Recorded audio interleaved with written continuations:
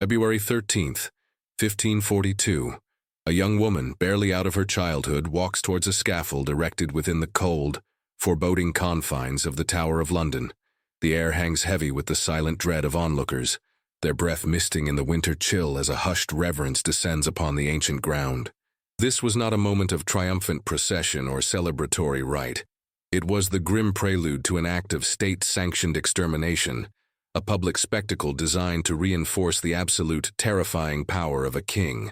Her presence there, in that bleak dawn, spoke not of crime but of an agonizing vulnerability, a fragility caught in the merciless gears of a political machine. The very ground seemed to vibrate with the collective, unspoken question of how such youth, such ephemeral beauty, could arrive at so devastating a conclusion, condemned by the very hand that had once exalted her. Catherine Howard, Queen of England, was perhaps 19 years old, her life, from its uncertain beginnings, marked by a precarity that would ultimately define its abrupt end. Her early existence had been a haphazard affair, nurtured within the sprawling, often chaotic households of her aristocratic relatives, where propriety was less strictly observed than in more formal settings. This environment, while offering some freedom, simultaneously denied her the rigorous education and protection typically afforded to noble women destined for significant roles, shaping a character that was at once spirited and dangerously naive. She possessed a vivacity, a natural charm that could captivate, yet lacked the hardened discernment necessary to navigate the treacherous currents of the Tudor court, a place where whispers could become accusations and indiscretion could swiftly lead to ruin. Her very being, therefore, became a tragic confluence of innate innocence and a profoundly compromised upbringing, leaving her ill-equipped for the monumental expectations thrust upon her. The scaffold stood as a stark symbol, not merely of impending death, but of the arbitrary nature of power, a monument to the monarch's unchallengeable will. It was here that many had met their fate, their lives extinguished to secure a crown, to silence dissent, or merely to satisfy a king's whim. Catherine's impending sacrifice was unique in its particular cruelty, distinguished by her youth and the stark contrast between her brief moment of royal splendor and the ignominious end that awaited her. She was a child-made queen, but never allowed to be a child, a pawn in a dynastic game far too grand for her understanding, a figurehead whose private vulnerabilities were destined to become public failings. The cold stone of the tower walls, steeped in centuries of human sorrow, seemed to echo the somber finality of her journey, a path paved with ill-fated choices and the relentless march of circumstance, drawing her irrevocably toward the executioner's waiting blade. This dreadful ceremony was more than a legal judgment. It was a chilling declaration, a theatrical warning against any perceived slight or challenge to the king's authority, painted in the darkest hues of human suffering. The air itself felt thick with the unspoken terror that permeated the court, a constant threat hanging over every noble, every lady-in-waiting, every aspiring favorite. Catherine's fate served as a stark reminder that even the highest station offered no true sanctuary from the monarch's wrath, particularly when that monarch was Henry VIII, a man whose passions were as boundless as his capacity for retribution. Her life had never truly been her own, and in its final moments even her death would be orchestrated for maximum political effect, a gruesome lesson etched into the memory of those compelled to witness its brutal unfolding. The scaffold awaited, a stark wooden maw ready to consume the fleeting light of a young life. But to grasp the full, devastating weight of this moment, to truly comprehend the profound tragedy of Catherine Howard, we must delve deeper into the labyrinthine complexities of a court that devoured its own, a society where ambition often masked a terrifying moral void. To understand why a girl, so seemingly insignificant in the grand tapestry of royal lineage, could rise to such a perilous height and then be so brutally cast down, one must first examine the fractured landscape of her upbringing. Catherine Howard was a niece to the powerful Duke of Norfolk, a man whose ambition was as formidable as his political influence, yet her immediate family was far from prosperous. Her father, Lord Edmund Howard, was a younger son, often burdened by debt and unable to provide the consistent, structured environment typically afforded to children of such noble blood. Consequently, Catherine was sent to live in various households, most notably that of her step-grandmother, Agnes Tilney, the Dowager Duchess of Norfolk, an arrangement that, while offering a roof over her head, lacked the diligent oversight crucial for a young woman of her station. The Duchess's household, despite its noble trappings, was a place of considerable laxity and moral ambiguity.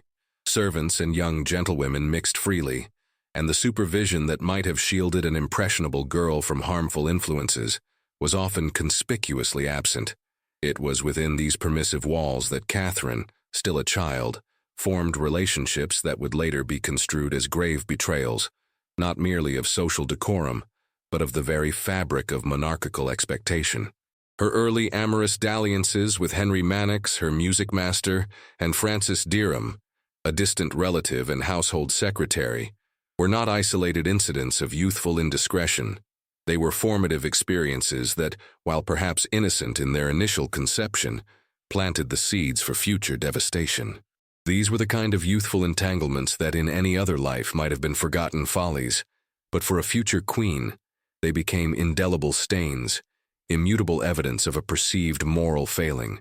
This period of her life, marked by a profound absence of consistent moral guidance and a lack of protective oversight, stands in stark contrast to the stringent codes of conduct expected within the Tudor court, particularly for a queen. She was, in essence, a product of her environment, molded by the deficiencies of a system that placed more emphasis on lineage than on character development or ethical formation. The very notion of her innocence lost early on was not a judgment of her intrinsic worth, but a devastating reflection of the societal structures that failed to safeguard her vulnerability. These early relationships, forged in a climate of casual affection and burgeoning sensuality, were later weaponized against her, transformed into monstrous indictments of her virtue and loyalty, twisting the threads of youthful attachment into the ropes of her undoing. The narrative of Catherine's youth, therefore, becomes a crucial prologue to her later tragedy, illustrating how an individual's personal history, however private, could be ruthlessly exploited within a politically charged arena. Her experiences in the Duchess's household rendered her particularly susceptible to the machinations of others, especially those who saw in her youth and beauty a potential pathway to power and influence. She was undeniably beautiful, vibrant, and possessed a natural charm, qualities that made her attractive to the aging Henry VIII. However, she was also profoundly unworldly, unprepared for the ruthless game of courtly politics, and possessed of a fatal naivete about the consequences of past actions in a world where secrets were currency and reputations were fragile. This formative period demonstrates that Catherine's life had never truly been her own, even before she stepped foot into the gilded cages of Hampton Court. The seeds of her destruction were sown not by malice, but by neglect, and an environment that inadvertently groomed her for a spectacular fall, turning the bloom of her youth into a prelude for an unimaginable torment. She was already deeply compromised, though she could not have known it, by the very circumstances of her informal upbringing, which would later be so savagely dissected and used to justify her death. The political climate of Henry VIII's court in the late 1530s was one of relentless intrigue and profound instability, particularly concerning the king's marital affairs. Following the execution of Anne Boleyn and the natural death of Jane Seymour, Henry, now older and increasingly unwell, desperately sought a new queen to secure the succession, and perhaps to rekindle a personal happiness that seemed perpetually elusive. His marriage to Anne of Cleves, a union based on political alliance and a flattering portrait, proved an unmitigated disaster, leaving the king disillusioned and publicly humiliated. It was into this volatile atmosphere, rife with ambition and the desperate longing for royal favor, that Catherine Howard was introduced, her natural vivacity offering a stark contrast to the more reserved demeanor of her predecessor. Her uncle, the Duke of Norfolk, a shrewd and calculating political operator, recognized in Catherine not just a niece, but a strategic asset. The Howards had suffered a significant blow to their influence with Anne Boleyn's downfall, and restoring their family's proximity to the throne was paramount for their continued power. Catherine's youthful beauty and infectious energy presented an irresistible allure to the aging king, who, despite his physical ailments, remained susceptible to flattery and the promise of a revitalized passion. She was positioned within the court, seemingly by chance, but in truth, through a deliberate orchestration of opportunities designed to bring her to the king's attention. This placement was a calculated risk, a gamble on her charm overcoming her lack of significant dowry or political connections, and it paid off with startling speed. Henry VIII, tired of his fourth marriage and captivated by Catherine's youthful vibrancy, swiftly sought an annulment from Anne of Cleves, paving the way for his fifth marriage. The speed of this transition was breathtaking, a testament to Henry's impulsive nature and Catherine's immediate appeal. On July 28, 1540, Catherine Howard became Queen of England, a meteoric ascent for a girl who, just months prior, had been merely another lady-in-waiting. Her new status brought immense prestige and privilege, but also an overwhelming burden of expectation and the relentless scrutiny that came with being the king's wife in a court where every action, every whispered word, could be scrutinized for treasonous intent.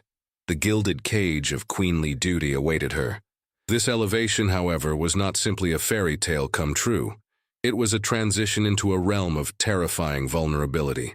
Catherine, largely uneducated in the intricacies of statecraft and courtly protocol, was suddenly expected to embody the epitome of royal virtue and political sagacity. The system meant to protect them had become their executioner, and in Catherine's case, it was the very system that elevated her, which contained the seeds of her destruction. Her innocence, her lack of sophistication, which had initially appealed to Henry as a refreshing simplicity, would prove to be her undoing in a court that demanded unblemished reputation and unwavering loyalty. The very public celebration of her marriage masked a profound underlying tension.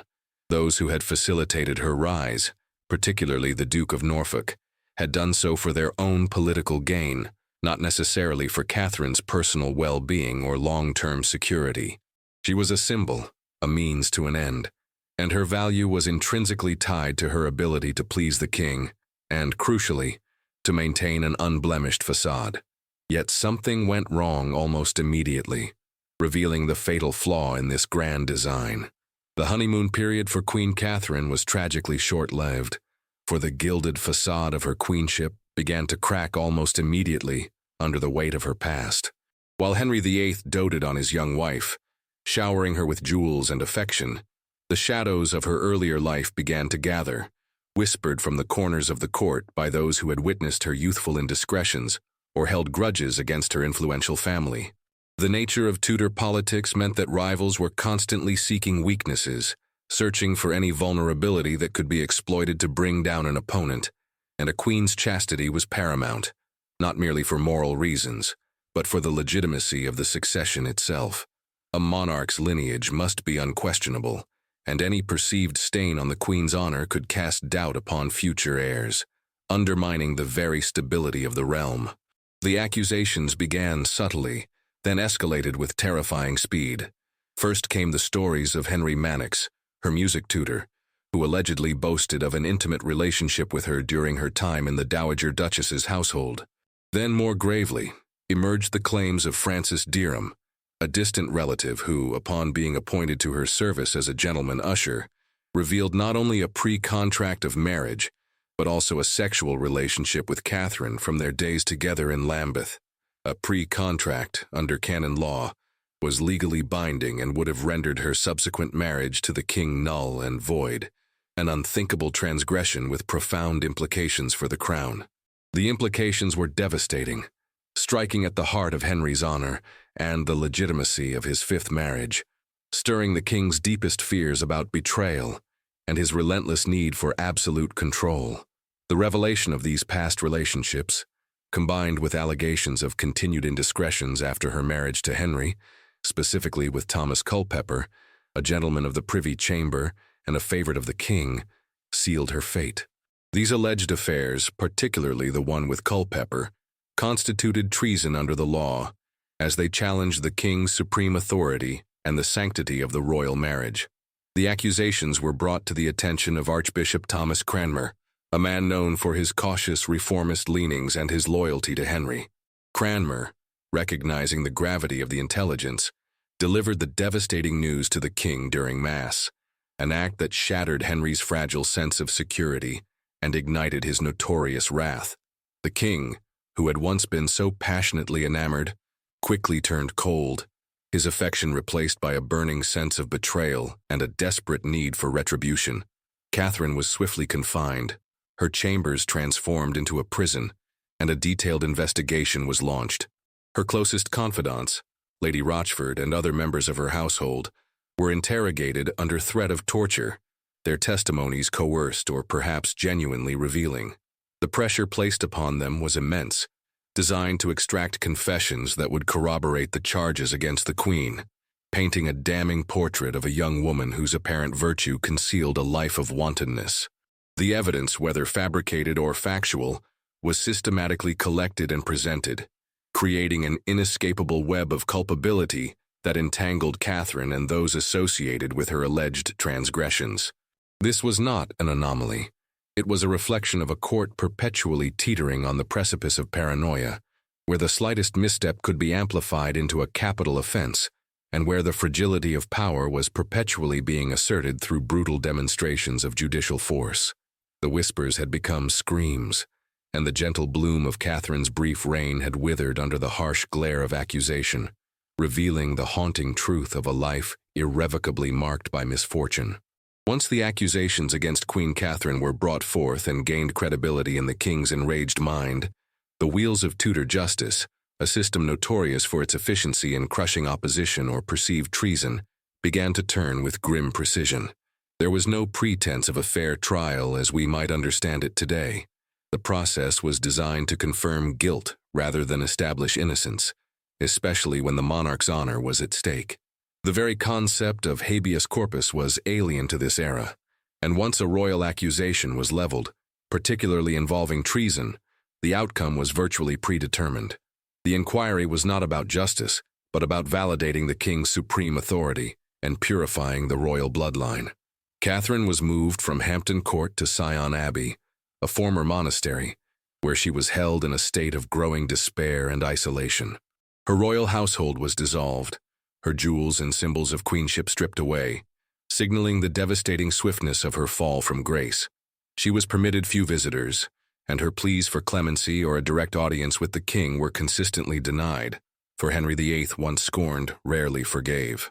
The emotional torment she must have endured during this period of confinement, oscillating between desperate hope and crushing realization, is almost unimaginable for a young woman who had only recently tasted the heights of power.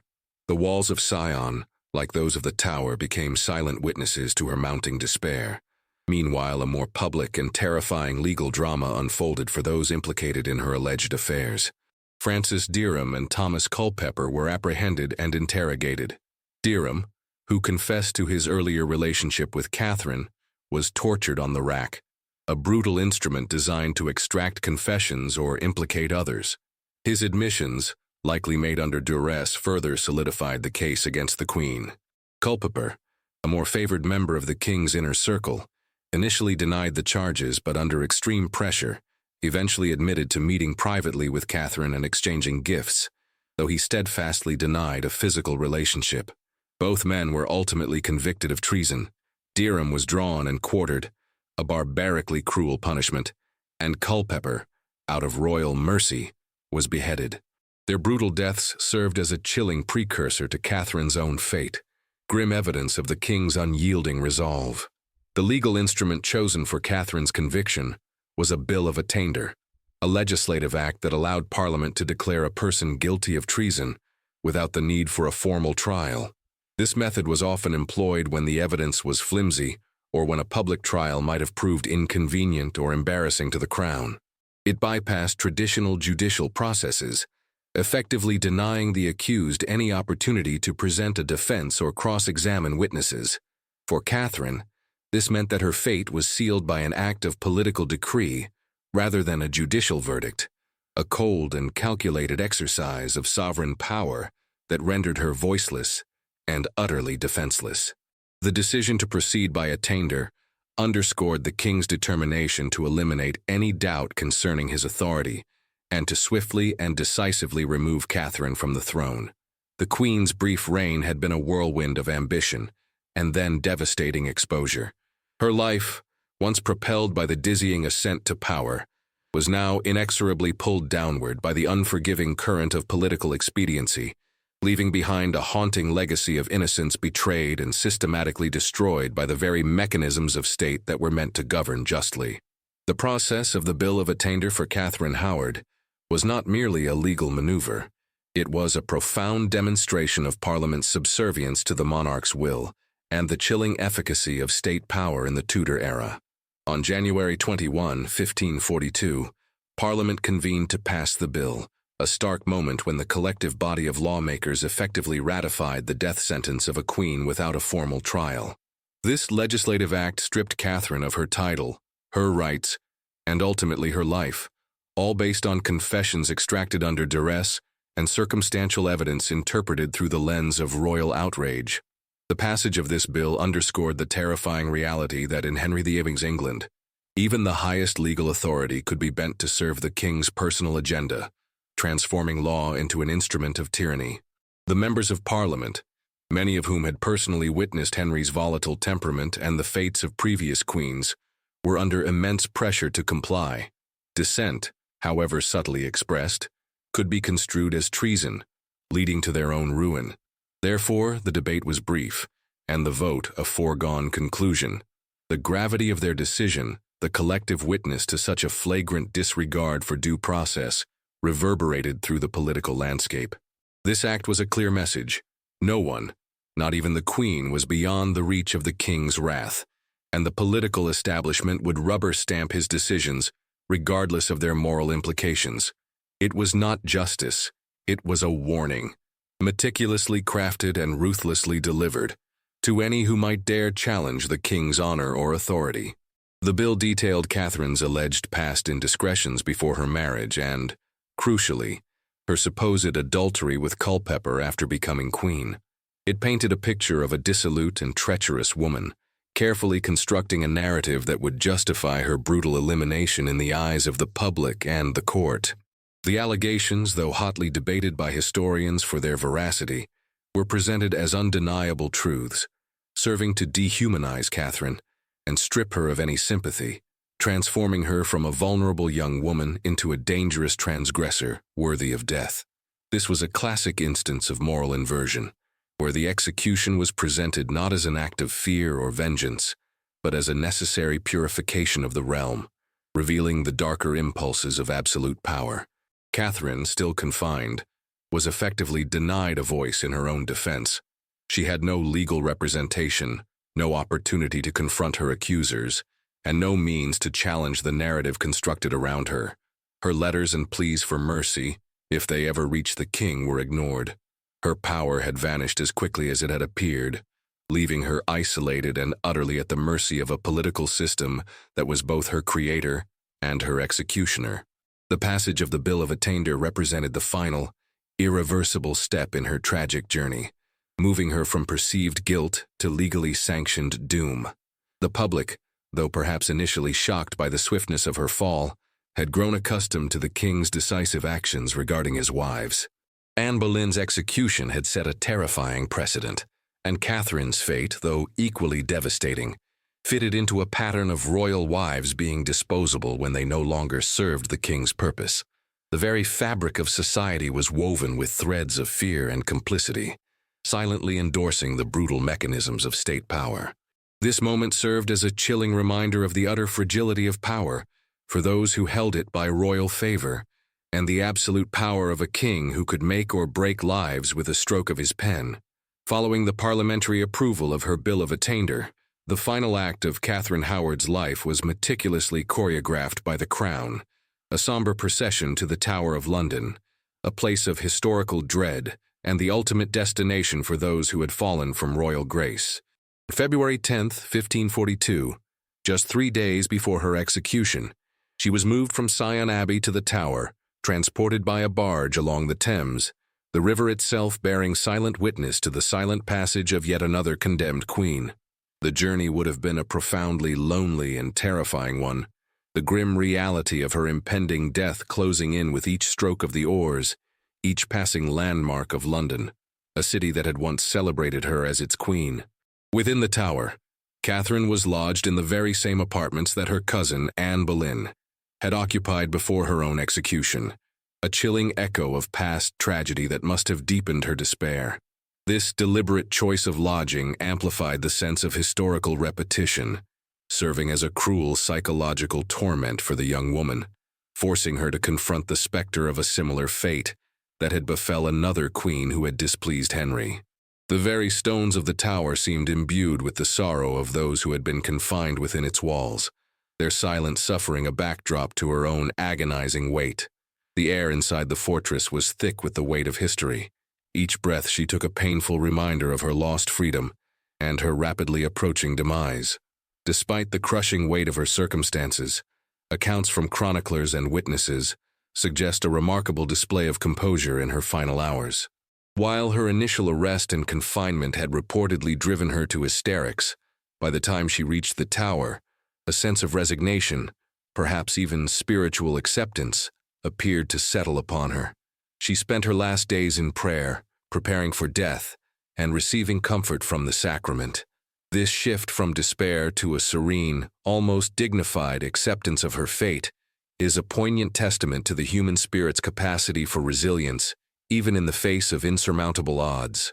The woman who had once been painted as flighty and frivolous now confronted her end with a quiet strength, demonstrating an inner courage perhaps previously unacknowledged. Lady Rochford, who had been implicated in Catherine's alleged affairs and provided damaging testimony against her, was also imprisoned in the tower, condemned to share the Queen's fate.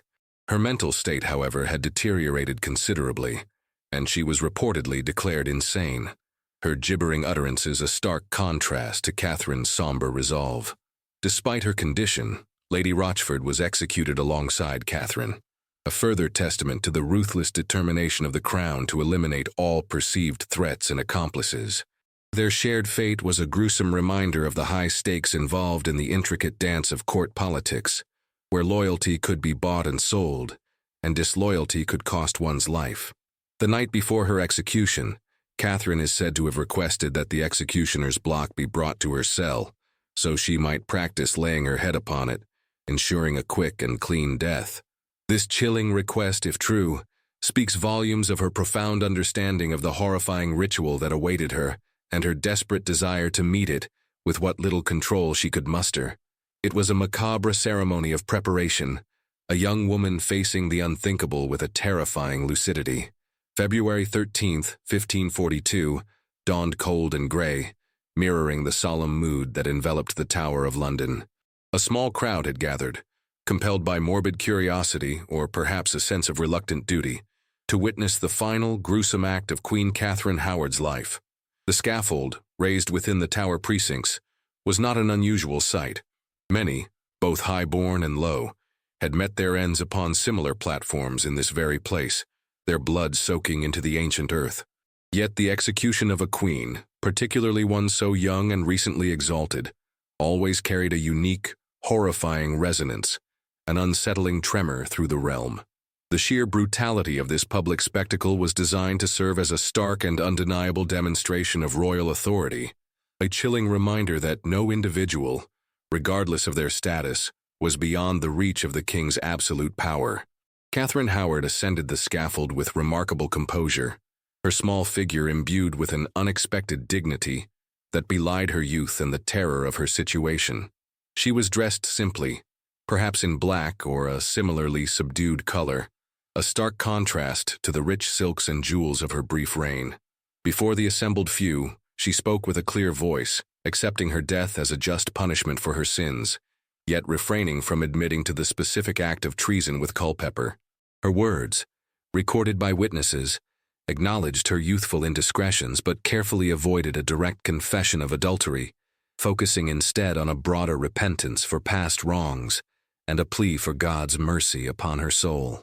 This final public utterance, delivered with a quiet fortitude, served as her last assertion of agency, a final attempt to frame her narrative in the face of overwhelming condemnation. She knelt then, her head bowed, ready for the inevitable. The swift, silent swing of the axe brought a sudden, brutal end to a life that had been both fleetingly glorious and profoundly tragic.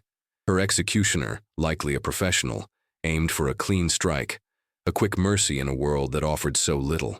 The sight, though brief, was undoubtedly devastating for those who bore witness, a horrifying tableau of innocence sacrificed on the altar of political necessity.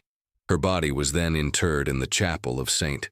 Peter ad Vincula, within the tower walls, alongside her ill-fated cousin Anne Boleyn, a grim reunion in death that underscored the perilous nature of being a queen to Henry VIII. Lady Rochford followed, her execution less dignified, clouded by her mental instability. Their deaths were twin pillars of a single brutal message. The king's authority was unquestionable, his person inviolable, and any perceived transgression against his honor would be met with swift and merciless retribution. It was not justice, it was a warning, etched in blood and memory, a public display of power designed to quash any potential dissent or challenge to the king's will. The raw finality of these moments left an indelible mark on the collective psyche of the court and the kingdom. The immediate aftermath was one of chilling silence, as if the very air held its breath in recognition of the severity of what had transpired. The execution served its purpose, sending a ripple of fear throughout the kingdom, further solidifying Henry's tyrannical control. But for Catherine, the sudden termination of her young life left behind a haunting question of accountability. The immediate aftermath of Catherine Howard's execution was characterized by a palpable silence in the court, a deep-seated fear that permeated every layer of English society. The king's unpredictable nature, his propensity for swift and brutal retribution, was reaffirmed in the most graphic terms possible. Courtiers learned anew the perilous dance of survival, where appearances were paramount and loyalty, however feigned, was the only currency of value. The swiftness with which Catherine had been elevated and then so ruthlessly dispatched served as a chilling deterrent against ambition unchecked or any perceived moral laxity. Her life, brief and spectacularly ended, became a cautionary tale whispered in hushed tones, a reminder that the king's favor was a precarious gift, easily withdrawn, and with devastating consequences. Historians have grappled with Catherine's story for centuries, often oscillating between condemning her as a frivolous, promiscuous figure and pitying her as a victim of circumstance and systemic cruelty. The narrative she was forced to inhabit was one of moral failure, carefully constructed by a state apparatus determined to justify its brutal actions and preserve the king's image. Yet, when viewed through an empathetic lens, Catherine Howard emerges less as a villain and more as a profoundly tragic figure, a young woman ill-prepared for the immense pressures of her position, thrust into a world far beyond her comprehension or control. Her story is a poignant testament to the destructive power of societal neglect and the ruthless machinations of a tyrannical system. Her final composure on the scaffold, the quiet dignity she showed in her last moments, continues to resonate, offering a glimpse of an inner strength that belied her reputation. This resilience, born perhaps of sheer terror or profound spiritual preparation, allowed her to face her terrible fate with a measure of grace. It prompts a reflective commentary on the nature of courage, not as an absence of fear, but as the ability to confront it with unwavering resolve. She was a child-made queen, but never allowed to be a child, a stark illustration of how absolute power can warp the lives of even those ostensibly most favored. The failure of systems to protect the vulnerable is perhaps the most enduring lesson of Catherine Howard's brief and painful existence. The institution of the monarchy, designed to provide stability and order, instead consumed its own, particularly when personal desires and political expediency converged. Her life had never truly been her own, shaped first by the neglect of her guardians and then by the demanding, unforgiving hand of the king. She was, in essence, a sacrifice, not for justice but to appease the king's ego, and to assert his unchallengeable authority over the very fabric of his kingdom, a symbol of royal supremacy. We must remember Catherine Howard not just as a historical footnote, but as a haunting figure whose story illuminates the brutal realities of power, the complexities of human agency in oppressive regimes, and the profound tragedy of childhood innocence, destroyed by forces far beyond its control. Her legacy is one of poignant loss, a somber echo within the hallowed halls of power, perpetually reminding society of the human cost of unbridled authority. The story of Catherine Howard endures not merely as a chronicle of personal tragedy, but as a profound philosophical warning, a chilling historical reflection on the inherent dangers of unchecked power and the devastating consequences of a society that prioritizes political expediency over fundamental human dignity. Her brief, tumultuous journey from an obscure background to the scaffold is a powerful testament to how individuals, particularly the vulnerable, can become mere pawns in grander narratives of control and dominance. The echoes of her fate resonate through centuries, a somber reminder that even in an age of supposed enlightenment, the seeds of such brutality can readily germinate within systems that lack accountability and empathy. Her experience exemplifies the moral inversion, where an execution, ostensibly an act of justice, becomes instead a revelation of fear and vengeful authority. The state's relentless pursuit of her condemnation, bypassing established legal norms, served not to correct a moral wrong but to reinforce a monarch's fragile ego and to intimidate any potential dissent. This relentless campaign of character assassination, designed to strip her of public sympathy, illustrates the insidious ways in which power can manipulate truth to justify its most egregious actions. The public's complicity, whether through fear or passive acceptance, in witnessing such horror further underscores the profound challenge of collective moral courage in the face of tyranny. Catherine's youth, her undeniable naivete, and her lack of rigorous preparation for court life collectively render her a symbol of innocence lost, not by her own deliberate malice, but by the relentless pressures of an environment that offered no true sanctuary. She was caught between the expectations of her noble lineage and the unforgiving reality of a court that demanded absolute perfection from its queen. Her life, therefore, becomes a haunting narrative about the destructive interplay between personal vulnerability and systemic cruelty, revealing how easily a human life can be rendered disposable when it no longer serves the purposes of the powerful. The enduring fascination with Catherine Howard's story, her spectral presence in the collective memory, speaks to the uncomfortable truths it unearths about human nature and the corrupting influence of absolute power. It compels us to reflect upon the fragility of individual rights when confronted by an all-encompassing state, and the timeless struggle to uphold justice and compassion in the face of overwhelming force.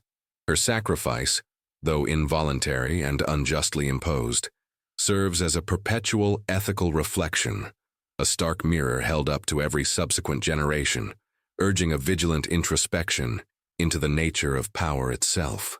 This tale, steeped in historical detail and human sorrow, offers no narrative closure in the traditional sense, for the wounds it describes are too deep, the injustices too profound.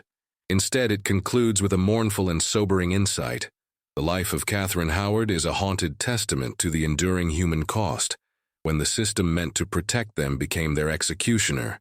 Her memory is an enduring whisper in the winds of history, a perpetual admonition against the dangers of unchecked ambition and the profound tragedy of a young life irrevocably shattered by the relentless machinery of state.